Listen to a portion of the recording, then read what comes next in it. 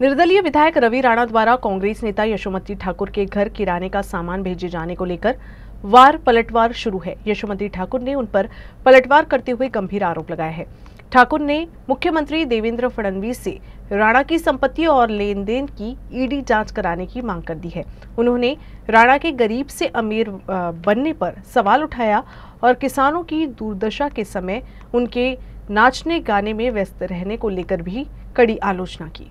ज्या वेळेला शेतकऱ्यांच्या शेतामध्ये पाऊस पडत होता त्यावेळेला तुम्ही नाच गाण्यांमध्ये बिझी होता, दांड्या खेळण्यांमध्ये बिझी होता, हे साऱ्या जगानं बघितलेलं आहे।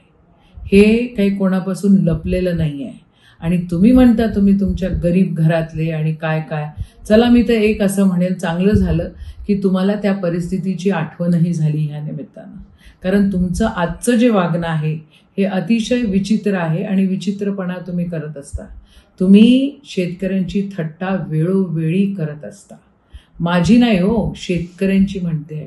तुम्ही शेतकऱ्यांची थट्टा वेळोवेळी करत असता आणि सारं जग ते बघत असतं। तुम्ही देवाच्या नावाने स्वतःचे त्या ठिकाणचे प्लॉटची किंमत वाढली पाहिजे म्हणून कोणच्या गड्या निर्माण केल्या आणि काय केलं हे सगळ्यांनी बघितलं। तुम्ही ज्या हिशोबानं वागत असता तो हिशोब सगळ्यांना माहिती आहे। हे सगळं बंद झालं पाहिजे।